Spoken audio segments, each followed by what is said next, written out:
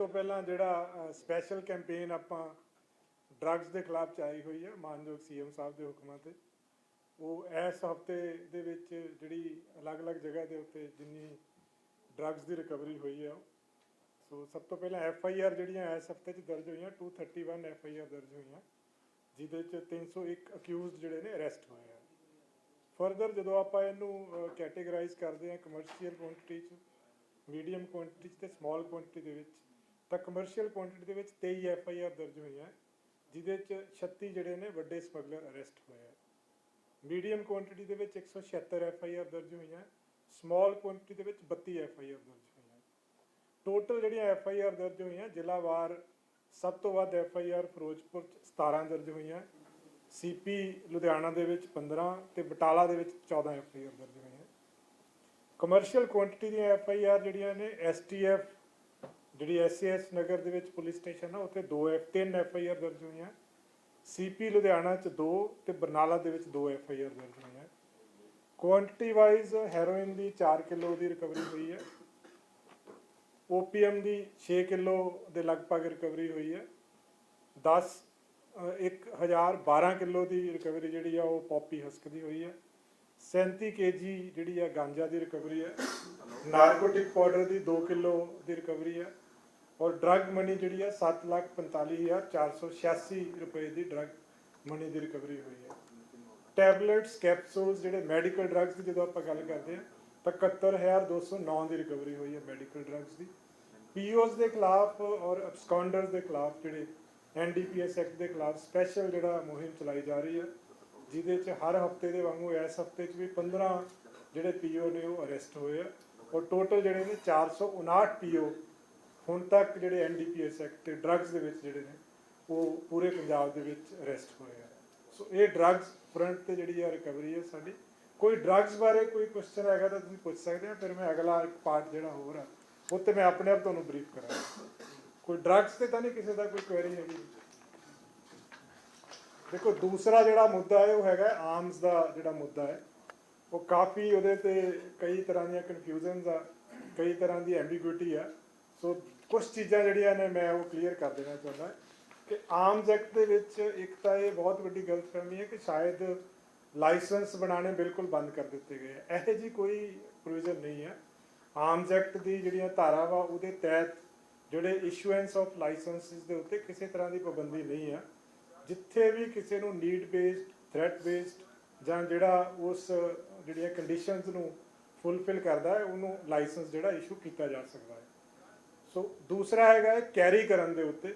ਸੋ carry ਕਰਨ ਦੇ ਉੱਤੇ ਵੀ ਬਹੁਤ ਵੱਡੀ ਕਨਫਿਊਜ਼ਨ ਹੈ। ਕੈਰੀ ਕਰਨ ਦੇ ਵਿੱਚ ਇਹ ਹੈ ਕਿ ਡਿਸਪਲੇ ਜਿਹੜਾ ਹੈ, ਗਲੋਰੀਫਿਕੇਸ਼ਨ ਅਲਾਉਡ ਨਹੀਂ ਹੈ, ਪਰ ਸੈਲਫ ਡਿਫੈਂਸ ਦੇ ਵਿੱਚ ਕੋਈ ਬੰਦਾ ਆਪਣਾ ਵੈਪਨ ਜਿਹੜਾ ਹੈ ਜਿਸ ਤਰੀਕੇ ਦੇ ਨਾਲ, ਐਗਜ਼ਾਮਪਲ ਮੈਂ ਜਿਹਦਾ ਦਿੰਦਾ ਕਿ ਹੁਣ ਪਿਸਟਲ ਜਿਹੜਾ ਹੁੰਦਾ ਹੈ ਜਾਂ ਰਿਵਾਲਵਰ ਆ ਉਹ ਨੋਰਮਲੀ ਡੱਬ ਦੇ ਵਿੱਚ ਲੱਗਿਆ ਹੋਣਾ ਚਾਹੀਦਾ ਹੈ। ਜੇ ਉਹਨੂੰ ਹੱਥ 'ਚ ਫੜ ਕੇ ਕੋਈ ਡਿਸਪਲੇ ਕਰ ਰਿਹਾ ਅਨਨੈਸੈਸਰੀ ਬਿਨਾਂ ਗੱਲ ਤੋਂ, ਤਾਂ ਉਹ ਇੱਕ ਤਰ੍ਹਾਂ ਦਾ ਕਹਿ ਸਕਦੇ ਹਾਂ ਆਪਾਂ ਗਲੋਰੀਫਿਕੇਸ਼ਨ ਆ। ਵੱਡਾ ਜਿਹੜਾ ਵੈਪਨ ਆ, ਕੋਈ ਗਨ ਆ ਵੱਡੀ ਜਿਹੜੀ ਕਿ ਮਤਲਬ ਜਿਹਨੂੰ ਕੈਰੀ ਹੀ ਕਰਨਾ ਹੱਥ ਦੇ ਵਿੱਚ ਜ਼ਰੂਰੀ ਹੋ ਜਾਂਦਾ ਹੈ, ਸੋ ਉਹਨੂੰ ਕੈਰੀ ਕੀਤਾ ਜਾ ਸਕਦਾ ਹੈ, ਬਟ ਉਹਦੀ ਜਿਹੜੀ ਨੀਅਤ ਆ ਜਿਹੜੀ ਉਹ ਸੈਲਫ ਡਿਫੈਂਸ ਦੀ ਹੋਣੀ ਚਾਹੀਦੀ ਹੈ, ਉਹ ਥ੍ਰੈਟਨਿੰਗ ਵੇ ਆਊਟ ਨਹੀਂ ਹੋਣਾ ਚਾਹੀਦਾ ਉਹਦਾ। ਦੂਸਰਾ ਜਿਹੜਾ ਇੱਕ ਹੋਰ ਇਸ਼ੂ ਹੈਗਾ ਕਿ ਜਿਹੜੇ ਵੈਪਨਸ ਦਾ, ਜਿੱਦਾਂ ਹੁਣ ਪਿੱਛੇ ਜੇ ਆਪਾਂ ਦੇਖਿਆ, ਕਿਉਂਕਿ ਵੈਪਨ ਜਿਹੜਾ ਹੈ ਆਰਮਸ ਐਕਟ ਦੇ ਤਹਿਤ ਕਿਸੇ ਨੂੰ ਜਾਰੀ ਕੀਤਾ ਜਾਂਦਾ ਹੈ, ਔਰ ਇਹ ਤਵੱਜੋ ਕੀਤੀ ਜਾਂਦੀ ਹਰ ਸਿਟੀਜ਼ਨ ਤੋਂ ਕਿ ਉਹ ਵੈਪਨ ਸਿਰਫ ਤੇ ਸਿਰਫ ਸੈਲਫ ਡਿਫੈਂਸ ਵਰਤੇਗਾ, ਔਰ ਕਈ ਥਾਵਾਂ 'ਤੇ ਇਹਦੀ ਬਹੁਤ ਜ਼ਿਆਦਾ ਜ਼ਰੂਰਤ ਵੀ ਪੈਂਦੀ ਆ। ਦੋ ਤਰ੍ਹਾਂ ਦੇ ਬੰਦੇ ਆ, ਇੱਕ ਤਾਂ ਆਪ ਜਿਹਦੇ ਕੋਲ ਲਾਇਸੈਂਸ ਆ ਉਹ ਕੈਰੀ ਕਰ ਸਕਦਾ, ਇੱਕ ਜਿਹਨੂੰ ਰਿਟੇਨਰਸ਼ਿਪ ਦਿੱਤੀ ਹੋਵੇ। ਜਿੱਦਾਂ ਪਿੱਛੇ ਤੁਸੀਂ ਦੇਖਿਆ ਹੋਣਾ ਅੰਮ੍ਰਿਤਸਰ ਰੂਰਲ ਦੇ ਵਿੱਚ ਪੈਟਰੋਲ ਪੰਪ ਦੇ ਉੱਤੇ ਲੁਟੇਰੇ ਲੁੱਟਣ ਵਾਸਤੇ ਆਏ ਸੀਗੇ, ਤਾਂ ਸਿਕਿਉਰਿਟੀ ਗਾਰਡ ਨੇ ਗੋਲੀ ਚਲਾਈ, ਜਿਹਦੇ ਵਿੱਚ ਪ੍ਰੋਟੈਕਸ਼ਨ ਵੀ ਹੋ ਗਈ, ਇੱਕ ਲੁਟੇਰੇ ਦੀ ਮੌਤ ਵੀ ਹੋ ਗਈ। ਸੋ ਉਹ ਸੈਲਫ ਡਿਫੈਂਸ ਚਾਹੁੰਦਾ ਵਾ। IPC ਦੇ ਵਿੱਚ ਧਾਰਾ ਜਿਹੜੀ ਆ 97 ਤੋਂ ਲੈ ਕੇ 106 ਤੱਕ IPC 'ਚ ਬਕਾਇਦਾ ਸੈਕਸ਼ਨ ਨੇ ਜਿਹਦੇ ਵਿੱਚ right to self defence the provision ਆ, ਪ੍ਰਾਈਵੇਟ ਡਿਫੈਂਸ ਦੀ ਪ੍ਰੋਵੀਜ਼ਨ ਆ। ਉਹਦੇ ਵਿੱਚ ਕੋਈ ਵੀ ਬੰਦਾ ਉਹ 'ਚ ਅਲੱਗ-ਅਲੱਗ ਉਹਦੇ 'ਚ ਕੈਟੇਗਰਾਈਜ਼ ਕੀਤਾ ਹੈ ਕਿਸ ਤਰ੍ਹਾਂ ਦਾ ਥ੍ਰੈਟ ਹੋਵੇ ਅਤੇ ਕਿਸ ਤਰ੍ਹਾਂ ਬੰਦਾ ਵੈਪਨ ਨੂੰ ਯੂਜ਼ ਕਰ ਸਕਦਾ ਜਾਂ ਆਪਣੀ ਸੈਲਫ ਪ੍ਰੋਟੈਕਸ਼ਨ ਵਾਸਤੇ ਕਿਸ ਤਰ੍ਹਾਂ ਯੂਜ਼ ਕਰ ਸਕਦਾ। ਜਿੱਦਾਂ ਉਹਦੇ ਵਿੱਚ ਰੋਬਰੀ ਡਿਕੋਇਟੀ ਦਾ ਜਿਹੜਾ ਸੀਗਾ ਉਹ ਅਟੈਂਪਟ ਸੀਗੀ, ਉਹ ਸੈਕਸ਼ਨ ਦੇ ਵਿੱਚ ਕਵਰ ਹੁੰਦਾ ਹੈ। ਸੋ ਵੈਪਨ ਨੂੰ ਸੈਲਫ ਡਿਫੈਂਸ ਦੇ ਵਿੱਚ ਯੂਜ਼ ਕਰਨਾ ਜਾਂ ਵੈਪਨ ਨੂੰ ਸੈਲਫ ਡਿਫੈਂਸ ਵਾਸਤੇ ਕੈਰੀ ਕਰਨਾ ਉਹ ਕੋਈ ਕਾਨੂੰਨੀ ਤੌਰ 'ਤੇ ਜੁਰਮ ਨਹੀਂ ਹੈਗਾ। ਦੂਸਰੀ ਗੱਲ ਜਿਹੜੀ ਆ ਵੈਰੀਫਿਕੇਸ਼ਨ ਦਾ ਬਹੁਤ ਸਾਰੀ ਕਨਫਿਊਜ਼ਨ ਹੈ। ਵੈਰੀਫਿਕੇਸ਼ਨ ਦੇ ਵੀ ਕਈ ਪਰਪਸ ਨੇ। ਸੈਕਸ਼ਨ 70 ਨਾ ਆਮ ਐਕਟ ਦੇ ਵਿੱਚ, ਜਿਹਦੇ ਤਹਿਤ ਆਪਾਂ ਵੈਰੀਫਾਈ ਕਰਦੇ ਹਾਂ, ਜਿਹਦੇ 'ਚ ਸਭ ਤੋਂ ਪਹਿਲਾਂ ਤਾਂ ਇਹੀ ਵੈਰੀਫਾਈ ਕਰਨਾ ਹੁੰਦਾ ਕਿ ਜਿਹੜਾ ਐਡਰੈਸ ਬੰਦੇ ਨੇ ਦਿੱਤਾ ਹੈ ਕਿਤੇ ਉਹ ਗਲਤ ਐਡਰੈਸ ਤਾਂ ਨਹੀਂ ਦਿੱਤਾ। ਕਈ ਵਾਰੀ ਕਈ ਬੰਦੇ ਹੁੰਦੇ ਆ ਉਹ ਸਟੇਟ ਛੱਡ ਕੇ ਚਲੇ ਜਾਂਦੇ ਆ, ਆਪਣਾ ਐਡਰੈਸ ਚੇਂਜ ਕਰ ਲੈਂਦੇ ਆ, ਜਾਂ ਕੋਈ ਦੂਸਰੀ ਗਲਤੀ ਜਿਹੜੀ ਹੈਗੀ ਆ। ਇਸ ਤੋਂ ਇਲਾਵਾ ਇੱਕ ਹੋਰ ਇਸ਼ੂ ਆ ਹੇਟ ਕ੍ਰਾਈਮ ਦਾ।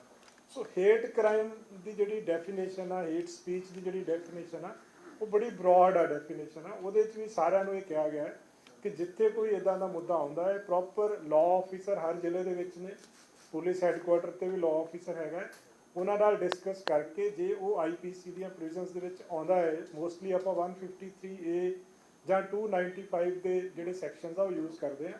ਸੋ ਬਕਾਇਦਾ ਲੀਗਲ ਓਪੀਨੀਅਨ ਲੈ ਕੇ, ਮੀਨਸ ਰਾਏ ਕਰਕੇ, ਵਰਬਲੀ ਔਰ ਰਿਟਨ ਦੇ ਵਿੱਚ ਲੈ ਕੇ ਫਿਰ ਕਾਰਵਾਈ ਕੀਤੀ ਜਾਵੇ।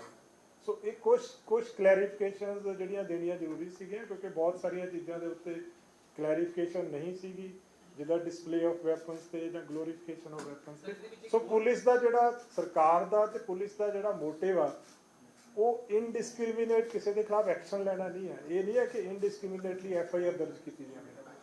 ਮੰਤਵ ਇਹ ਹੈ ਕਿ ਜਿਹੜੇ ਬੈਡ ਐਲੀਮੈਂਟਸ ਨੇ, ਜਿਹੜੇ ਬੁਰੇ ਅਨਸਰ ਨੇ, ਜਾਂ ਜਿਹੜੇ ਬੱਚੇ ਜਾਂ ਸਾਡੇ ਜਿਹੜੇ ਸੁਸਾਇਟੀ ਨੂੰ ਜਿਹੜੇ ਗਲਤ ਤਰੀਕੇ ਦੇ ਨਾਲ ਪ੍ਰਭਾਵਿਤ ਕਰਦੇ ਨੇ, ਉਹਨਾਂ ਚੀਜ਼ਾਂ ਦੇ ਉੱਤੇ ਐਕਸ਼ਨ ਲਿਆ ਜਾਵੇ। ਸੋ ਇਹ ਮੋਟਿਵ ਆ। ਇਹਦੇ 'ਚ ਕੋਈ ਐ ਨਹੀਂ ਕਿ ਇੱਕਦਮ ਕੋਈ ਐਕਸ਼ਨ ਲੈ ਲੈਣਾ ਹੈ, ਪ੍ਰੋਪਰ ਚੈੱਕ ਕਰਕੇ ਫਿਰ ਹੀ ਫਰਦਰ ਐਕਸ਼ਨ ਲੈਣਾ। ਸਰ ਕਨਫਿਊਜ਼ਨ ਹੈ ਕਿ ਜਿਹੜੇ ਕਈ ਸਾਲਾਂ ਤੋਂ, ਜਿੱਦਾਂ 4-5 ਸਾਲਾਂ ਤੋਂ ਨਾਲ ਲੈ ਕੇ ਸੋਸ਼ਲ ਮੀਡੀਆ ਤੇ ਪਾਈ ਹੋਈ, ਕਿਉਂਕਿ ਲੋਕਾਂ ਨੂੰ ਹਜੇ ਵੀ ਅਵੇਅਰਨੈਸ ਨਹੀਂ ਹੈ ਉਹਦੇ ਤੇ ਵੀ। ਹਜੇ ਦੇਖੋ ਇਹਦੇ ਇਸੇ ਲਈ ਜਿਹੜਾ ਟਾਈਮ ਦਿੱਤਾ ਗਿਆ ਸੀਗਾ, ਤਦੇ ਹੀ ਮੈਂ ਕਹਿ ਰਿਹਾ ਹਾਂ ਕਿ ਜਦੋਂ ਵੀ ਕੋਈ ਕੰਪਲੇਂਟ ਆਉਂਦੀ ਆ ਜਾਂ ਜਦੋਂ ਕੋਈ ਇਸ਼ੂ ਸਾਹਮਣੇ ਆਉਂਦਾ, ਇੱਕ ਵਾਰੀ ਵੈਰੀਫਾਈ ਜ਼ਰੂਰ ਕਰ ਲਿਆ ਜਾਵੇ ਕਿ ਬਕਾਇਦਾ, ਹੁਣ ਜਿੱਦਾਂ ਤੁਸੀਂ ਗੱਲ ਕੀਤੀ, ਕੋਈ ਪੁਰਾਣੀ ਕਿਸੇ ਦੀ ਮੰਨ ਲਓ ਵੀਡੀਓ ਆ, ਪੁਰਾਣੀ ਕਿਸੇ ਦੀ ਫੋਟੋ ਆ, ਉਸ ਬੰਦੇ ਨੂੰ ਹੀ ਨਹੀਂ ਪਤਾ, ਮੇ ਵੀ ਕਿਤੇ ਨਾ ਕਿਤੇ। ਦੇਖੋ ਦੋ ਤਰੀਕੇ ਨਾਲ ਹੋ ਸਕਦੀ ਨਾ, ਇੱਕ ਤਾਂ ਉਹਦੇ ਆਪਣੇ ਅਕਾਊਂਟ ਤੋਂ ਹੋ ਸਕਦੀ ਹੈ, ਜੇ ਕਿਸੇ ਦਾ ਆਪਣਾ ਅਕਾਊਂਟ ਆ ਉਹਦੇ ਤੇ ਆ, ਉਹ ਵੀ ਇਸੇ ਲਈ ਆਪਾਂ ਟਾਈਮ ਦਿੱਤਾ ਸੀ ਕਿ ਇੱਕ ਅਵੇਅਰਨੈਸ ਕ੍ਰੀਏਟ ਹੋਵੇ, ਹਰ ਇੱਕ ਬੰਦਾ ਆਪਣਾ ਅਕਾਊਂਟਸ ਚੈੱਕ ਕਰ ਲਵੇ, ਜੇ ਉਹਦੇ ਆਪਣੇ ਅਕਾਊਂਟਸ ਤੇ ਆ ਉਹਨੂੰ ਆਪਣੇ ਆਪ ਡਿਲੀਟ ਕਰ ਦੇਵੇ। ਜੇ ਕਿਤੇ ਹੋਰ ਵੀ ਕਿਸੇ ਦੇ ਨੋਟਿਸ 'ਚ ਆਉਂਦਾ, ਦੇਖੋ ਮੇਨ ਜਦੋਂ ਆਪਾਂ ਕ੍ਰਾਈਮ ਦੀ ਗੱਲ ਕਰਦੇ ਹਾਂ ਨਾ, ਉਹ 'ਚ ਸਭ ਤੋਂ ਇੰਪੋਰਟੈਂਟ ਮੈਨਜ਼ਰੀਆ ਹੁੰਦਾ ਹੈ ਕਿ ਬੰਦੇ ਦੀ ਮਨਸ਼ਾ ਕੀ ਹੈ। ਜੇ ਤਾਂ ਉਹਦਾ ਕਿਤੇ ਘੁੰਮ ਰਿਹਾ ਹੈ, ਤੁਸੀਂ ਮੰਨ ਲਓ ਕਿਤੇ ਇਹ ਦੀ ਕੋਈ ਵੀਡੀਓ ਆ ਜਾਂ ਕਿਸੇ ਦੀ ਫੋਟੋ ਕਿਤੇ ਸੋਸ਼ਲ ਮੀਡੀਆ ਤੇ ਘੁੰਮ ਰਹੀ ਹੈ, ਜੇ ਤੁਸੀਂ ਉਹਦੇ ਨੋਟਿਸ 'ਚ ਲਿਆ ਦਿਓ, ਜਿਹਦੀ ਵੀ ਸਾਈਟ ਤੋਂ ਜਾਂ ਜਿਹਦੇ ਵੀ ਅਕਾਊਂਟ ਤੋਂ ਆ, ਉਹ ਉਹਨੂੰ ਰਿਕੁਐਸਟ ਕਰੇ ਵੀ ਮੇਰੀ ਡਿਲੀਟ ਕਰੋ ਜੀ ਇਸ ਚੀਜ਼ ਨੂੰ ਤੁਸੀਂ। ਸੋ ਤਦੇ ਮੈਂ ਬਾਰ-ਬਾਰ ਉਸ ਚੀਜ਼ ਨੂੰ ਰਿਪੀਟ ਕਰ ਰਿਹਾ ਕਿ ਇਹਦਾ ਕੋਈ ਮੋਟਿਵ ਇਹ ਨਹੀਂ ਹੈ ਕਿ ਇਨਡਿਸਕ੍ਰਿਮੀਨੇਟ FIR ਦਰਜ ਕਰਨੀ। ਇਹਦਾ ਮੋਟਿਵ ਆ ਕਿ ਡੈਟਰੈਂਟ ਇੱਕ ਇਫੈਕਟ ਕ੍ਰੀਏਟ ਕਰਨਾ, ਕਿ ਇਸ ਚੀਜ਼ ਨੂੰ ਗਲੋਰੀਫਾਈ ਨਾ ਕੀਤਾ ਜਾਵੇ। ਦੇਖੋ ਲਾਇਸੈਂਸਿਸ ਇਨਵੋਕ ਜਾਂ ਸਸਪੈਂਸ਼ਨ ਦਾ ਸੈਂਟਰਲਾਈਜ਼ਡ ਡੇਟਾ ਅਜੇ ਸਾਡੇ ਕੋਲ ਨਹੀਂ ਹੈਗਾ। ਟੋਟਲ ਜਿਹੜੇ ਲਾਇਸੈਂਸਿਸ ਨੇ ਪੰਜਾਬ ਦੇ ਵਿੱਚ ਕਰੀਬ 3,45,000 ਦੇ ਆਸ-ਪਾਸ ਲਾਇਸੈਂਸਿਸ ਨੇ। ਜ਼ਿਲ੍ਹਾਵਾਰ ਉਹਨਾਂ ਦੀਆਂ ਲਿਸਟਾਂ ਬਣਾ ਲਈਆਂ ਗਈਆਂ ਨੇ।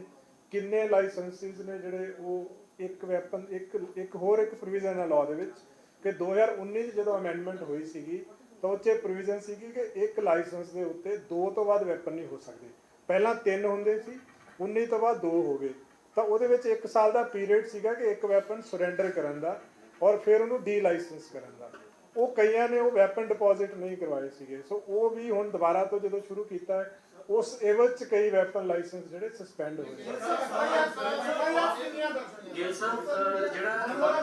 ਇੱਕ ਮਿੰਟ ਇੱਕ ਕਰਕੇ ਕਿਸ ਚੀਜ਼ ਦੇ ਬਾਰੇ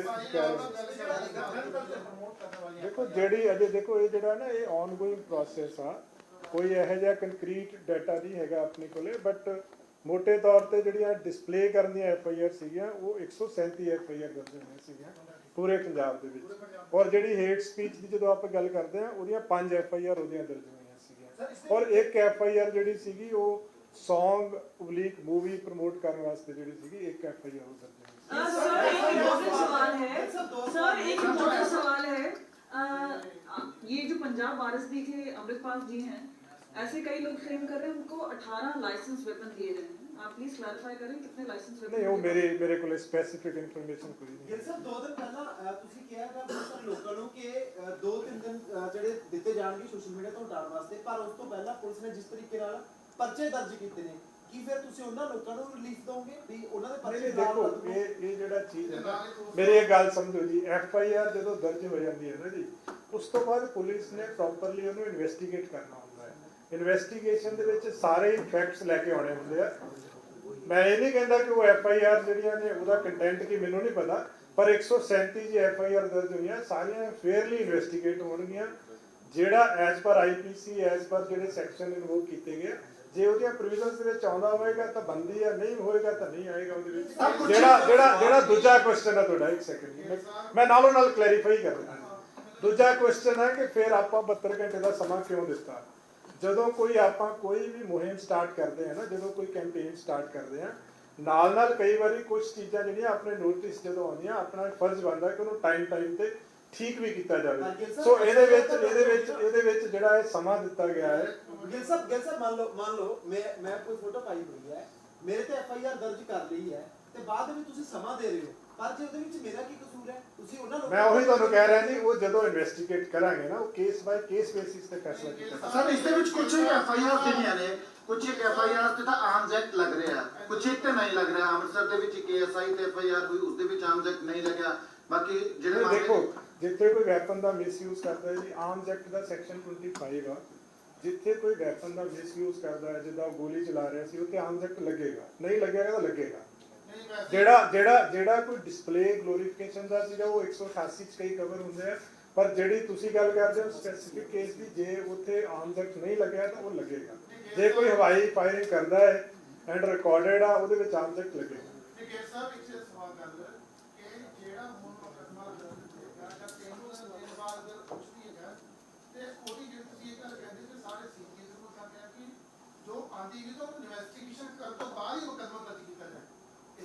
ਇਨਵੈਸਟੀਗੇਸ਼ਨ ਨਹੀਂ ਜੀ, ਵੈਰੀਫਾਈ ਕਰਕੇ ਕਿ ਵਾਕਈ ਉਹ ਕਸੂਰ ਸੀਗਾ, ਮੋਟਿਵ ਸੀਗਾ, ਉਹ ਫਿਰ ਕੀਤਾ। गिल साहब इसके विच गिल साहब दर्ज हो रही है सर, वो आप सोशल मीडिया में जो स्टार्स उनके खिलाफ भी आप लगे हो, लेकिन जो विदेशों में बैठे जो सिंगर्स हैं वो भी अपने प्रमोट कर रहे हैं गन कल्चर को, तो उनके लिए क्या प्रावधान है? ਜੋ ਮੈਂ ਤੁਹਾਨੂੰ ਦੱਸਿਆ ਜੀ, ਲਾਅ ਦੇ ਮੁਤਾਬਕ ਹੀ ਕਾਰਵਾਈ ਹੋਣੀ। ਜਿਹੜਾ ਯੂਰਿਸਡਿਕਸ਼ਨ ਚਾਹੁੰਦਾ ਹੋਏਗਾ ਉਹਦੇ ਖਿਲਾਫ ਕਾਰਵਾਈ ਹੋਏਗੀ, ਕਿਉਂਕਿ ਜਿੱਥੇ ਵੀ FIR ਦਰਜ ਹੋਣੀ ਹੈ, ਯੂਰਿਸਡਿਕਸ਼ਨ ਤਾਂ ਇੱਕ ਬੜਾ ਵੱਡਾ ਕੁਐਸਚਨ ਹੁੰਦਾ ਨਾ।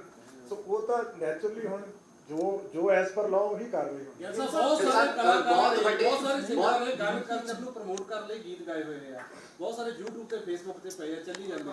ਉਹਨਾਂ ਨੂੰ ਕੀ ਤੁਸੀਂ ਰਿਮੂਵ ਕਰੋਗੇ? ਮੈਂ ਉਹੀ ਕਹਿ ਰਿਹਾ ਜੀ, ਉਹ ਹਰ ਇੱਕ ਜਰਨਲਾਈਜ਼ਡ ਗੱਲ ਕਰਨੀ ਇੰਪੋਸੀਬਲ ਹੈ। ਹਰ ਕੇਸ ਨੂੰ ਜਿੱਥੇ ਵੀ ਕੋਈ ਕੰਪਲੇਂਟ ਆਉਂਦੀ ਹੈ ਨਾ ਜੀ, ਇੱਕ second, case by case basis ਤੇ ਹੀ ਡਿਸਕਸ ਕਰਕੇ ਡਿਸਾਈਡ ਕੀਤਾ ਜਾ ਸਕਦਾ ਵਾ। ਇੱਕ ਜਰਨਲਾਈਜ਼ਡ ਗੱਲ ਆਪਾਂ ਨਹੀਂ ਕਰ ਸਕਦੇ, ਕਿਉਂਕਿ ਜਦੋਂ ਮੈਨੂੰ ਇੱਕ ਮਿੰਟ ਬਾਅਦ ਇੱਕ ਜਵਾਬ ਪੂਰਾ ਕਰ ਲੈਂਦੇ। ਜਦੋਂ ਆਪਾਂ ਕੋਈ FIR ਦਰਜ ਕਰਦੇ ਹਾਂ, ਜਦੋਂ ਆਪਾਂ ਇਨਵੈਸਟੀਗੇਸ਼ਨ ਕਰਦੇ ਹਾਂ, ਪੁਲਿਸ ਤੇ ਜਿਹੜਾ ਕੋਈ ਵੀ ਪ੍ਰੋਸੀਕਿਊਸ਼ਨ ਆ, ਉਹਨੇ ਦੇਖਣਾ ਹੁੰਦਾ ਕਿ ਕੀ ਉਹ ਮੇਰੇ ਕਾਨੂੰਨ ਦੇ ਦਾਇਰੇ ਦੇ ਵਿੱਚ ਉਹਦੀਆਂ ਜਿਹੜੀਆਂ ਇਨਗਰੀਡੀਐਂਟਸ ਪੂਰੇ ਕਰਦੇ ਆ। ਜੇ ਕਰਦੇ ਹੋਣਗੇ ਕਾਰਵਾਈ ਹੋਏਗੀ ਜੀ ਇਹਦੇ ਵਿੱਚ। ਸਰ ਗਨ ਕਲਚਰ ਨੂੰ ਪ੍ਰਮੋਟ ਬੜਾ ਸਪੈਸੀਫਿਕ ਸਵਾਲ ਲੱਗਾ, ਜਿਹੜੇ ਗਾਣੇ ਗਾਉਂਦੇ ਆ ਯੂਥ ਨੂੰ ਪਸੰਦ ਨਹੀਂ ਕਰਕੇ ਹੈ, ਉਹ ਸਭ ਗਨ ਕਲਚਰ ਨੂੰ ਪ੍ਰਮੋਟ ਕਰਦੇ ਨੇ, ਤੁਰਦੇ ਆ ਸਾਰਾ ਸਰ, ਉਹ ਵੀ ਇੱਕ ਡਿਸਪਲੇ ਹੋ ਰਿਹਾ ਸੋਸ਼ਲ ਮੀਡੀਆ ਦੇ ਉੱਪਰ। ਮੈਂ ਕਹਿ ਰਿਹਾ ਜੀ, ਕਿਸੇ ਵੀ ਤਰ੍ਹਾਂ ਦੀ ਗਲੋਰੀਫਿਕੇਸ਼ਨ, ਚਾਹੇ ਉਹ ਗਾਣਿਆਂ ਦੀ ਫਾਰਮ 'ਚ ਹੋਵੇ, ਚਾਹੇ ਉਹ ਕਿਸੇ ਕੰਟੈਂਟ ਦੀ ਫਾਰਮ 'ਚ ਹੋਵੇ, ਜਿਹੜਾ ਉਸ ਦਾਇਰੇ ਦੇ ਵਿੱਚ ਆਉਂਦਾ ਹੈ, ਉਹਦੇ ਵਿੱਚ ਜੋ ਕਾਨੂੰਨੀ ਕਾਰਵਾਈ ਬਣਦੀ ਉਹ ਹੋਏਗੀ। ਫਿਲਮਸ ਨੂੰ ਸਰਟੀਫਾਈਡ ਕਰਨ ਲਈ ਸੈਂਟਰਲ ਬੋਰਡ ਹੈ, ਸੈਂਟਰਲ ਬੋਰਡ ਤੋਂ ਜਿਹੜੀ ਸਰਟੀਫਾਈਡ ਹੋ ਕੇ ਫਿਲਮ ਰਿਲੀਜ਼ ਹੋਗੀ, ਉਹ ਇੱਥੇ ਥੀਏਟਰਸ ਦੇ ਵਿੱਚ ਲੱਗਣ ਦਓਗੇ ਜਾਂ ਨਹੀਂ?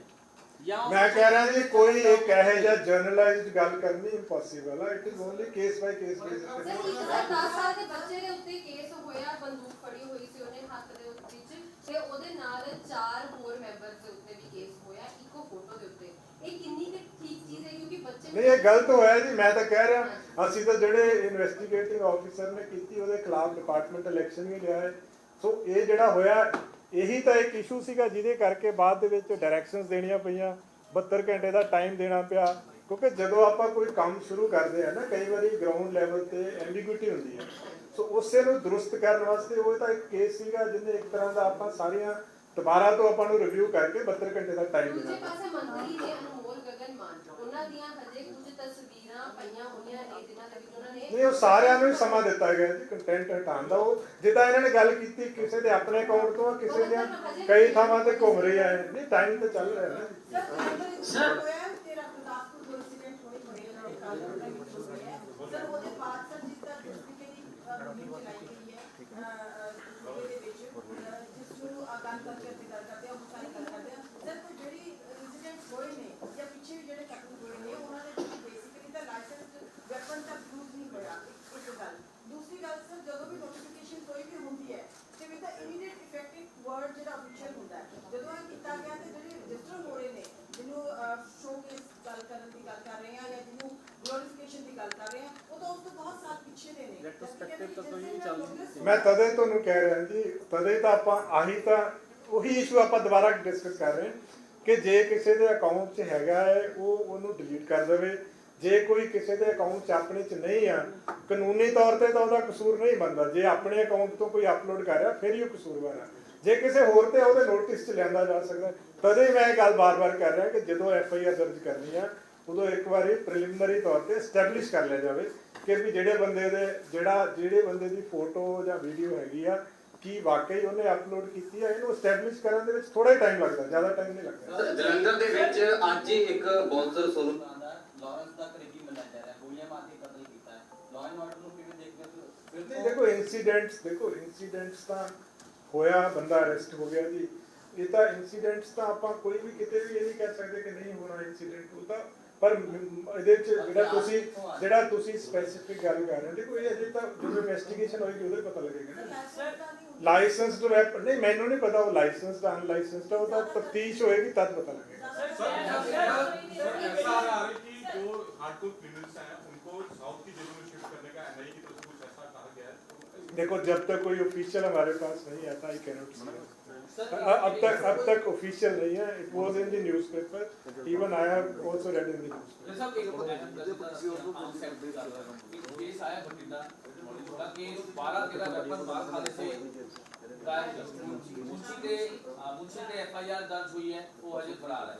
लेकिन वो ਜਿਹੜੇ ਵੈਪਨ ਜਿਹੜੇ ਗਾਇਬ ਹੋਏ ਮਾਰ ਵੀ ਕਾਫੀ ਮਤਲਬ ਕਹਿ ਸਕਦੇ ਬਸਤੀ ਹੋ ਜਾਂ ਇੱਕ ਦੇਖੋ ਉਹ ਜਿਹੜਾ ਇਨਸੀਡੈਂਟ ਹੋਇਆ ਨਾ ਜੀ ਉਹ ਤਾਂ ਗ੍ਰੋਸ ਇਰੈਗੂਲਰਿਟੀ ਆ। ਮੁਨਸੀ ਜਿਹੜਾ MHC ਸੀਗਾ ਸੰਦੀਪ ਸਿੰਘ, ਉਹਦੇ ਖਿਲਾਫ FIR ਦਰਜ ਹੋਈ ਹੈ, ਅਰੈਸਟ ਵੀ ਹੋਏਗਾ।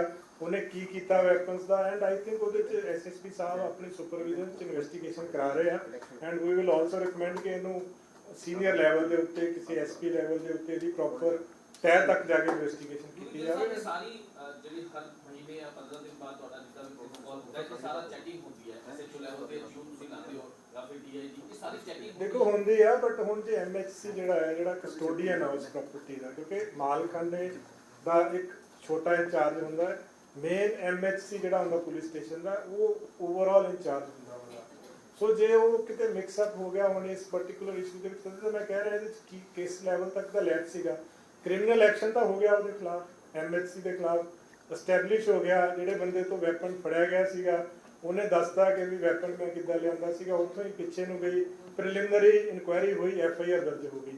ਫਰਦਰ ਹੋਰ ਕਿਸੇ ਦਾ ਵੀ ਲੈਪਸ ਹੋਏਗਾ ਜਾਂ ਕਿਸੇ ਹੋਰ ਦੀ ਇਨਵੋਲਵਮੈਂਟ ਹੋਏਗੀ ਉਹ ਆਪਣੇ ਆਪ ਇਨਵੈਸਟੀਗੇਸ਼ਨ ਸਿੱਧੂ ਕਰੇ। ਮੂਸੇਵਾਲਾ ਦੇ ਪਿਤਾ DGP ਪੰਜਾਬ ਨਾਲ ਮੁਲਾਕਾਤ ਕਰਕੇ ਜਾਂਦੇ ਨੇ, ਉਸ ਤੋਂ ਬਾਅਦ ਦੇ ਵਿੱਚ ਜਾਂਦੇ ਨੇ ਤੇ ਫਿਰ ਆਉਂਦੇ ਨੇ ਚਲਾ ਕੇ ਕਹਿੰਦੇ ਨੇ ਕਿ ਮੈਨੂੰ ਹੁਣ ਲੱਗਦਾ ਇਨਸਾਫ ਮਿਲ ਜਾਏਗਾ। ਕੀ ਲੱਗਦਾ ਵੀ ਪੰਜਾਬ ਮੈਂ ਤਾਂ ਹਮੇਸ਼ਾ ਤੋਂ ਕਹਿ ਰਿਹਾ ਜੀ ਪੰਜਾਬ ਪੁਲਿਸ ਕਮਿਟਡ ਆ ਸਿਕਿਉਰਿਟੀ ਵਾਸਤੇ ਵੀ ਉਹਨਾਂ ਦੀ ਵਾਸਤੇ ਔਰ ਇਸ ਕੇਸ ਨਹੀਂ ਉਹ ਸਪੈਸੀਫਿਕ ਤੁਹਾਨੂੰ AGTF ਜਿਹੜੀ ਟੀਮ ਹੈ ਨਾ ਜੀ ਉਹ ਕਰ ਰਹੀ ਹੈ, ਬਟ ਵੀ ਆਰ ਕਮਿਟਡ ਕਿ ਜਸਟਿਸ ਵਾਸਤੇ ਵੀ ਐਂਡ ਉਹਨਾਂ ਦੀ ਸਿਕਿਉਰਿਟੀ ਇਨਸ਼ੋਰ ਕਰਨਾ। ਸਰ ਇਹ ਸਵਾਲ ਹੈ ਕਿ ਜਿਸ ਤਰੀਕੇ ਦੇ ਨਾਲ ਕਿਹਾ ਜਾ ਰਿਹਾ ਕਿ ਜਿਨ੍ਹਾਂ ਦੀਆਂ ਪੁਰਾਣੀਆਂ ਫੋਟੋਜ਼ ਨੇ ਉਹ ਡਿਲੀਟ ਕਰ ਦੇਣ, ਲੇਕਿਨ ਬਹੁਤ ਸਾਰੇ ਅਕਾਊਂਟਸ ਐਸੇ ਨੇ ਜਿਹੜੇ ਲੋਕਾਂ ਨੂੰ ਪਾਸਵਰਡ ਭੁੱਲੇ ਨੇ ਜਾਂ ਉਹਨਾਂ ਦੇ ਅਕਾਊਂਟ ਇਸ ਵਕਤ ਐਕਟਿਵ ਨਹੀਂ ਨੇ, ਉਹ ਕਿਸ ਤਰੀਕੇ ਦੇ ਨਾਲ ਤੁਸੀਂ ਦੇਖੋ ਮੈਂ ਦੁਬਾਰਾ ਇੱਕੋ ਗੱਲ ਕਰ ਰਿਹਾ ਫਿਰ ਕਿ ਜਦੋਂ ਕਿਸੇ ਤੇ ਕਾਰਵਾਈ ਕਰਨੀ ਆ ਸਭ ਤੋਂ ਜਿਹੜਾ ਕਿਸੇ ਡਿਸਟ੍ਰਿਕਟ 'ਚ ਹੋਏਗੀ, ਕਿਸੇ ਪਾਰਟਿਕੂਲਰ ਯੂਨਿਟ 'ਚ ਹੋਏਗੀ, ਉਹਨਾਂ ਨੂੰ ਤਦੇ ਇਹ ਕਿਹਾ ਗਿਆ ਕਿ ਪ੍ਰੀਲਿਮਿਨਰੀ ਐਟਲੀਸਟ ਆਪਣੀ ਤਸੱਲੀ ਕਰ ਲੈਣ ਕਿ ਇਹਦੇ 'ਚ ਵਾਕਈ ਉਹਦਾ ਕਸੂਰ ਆ।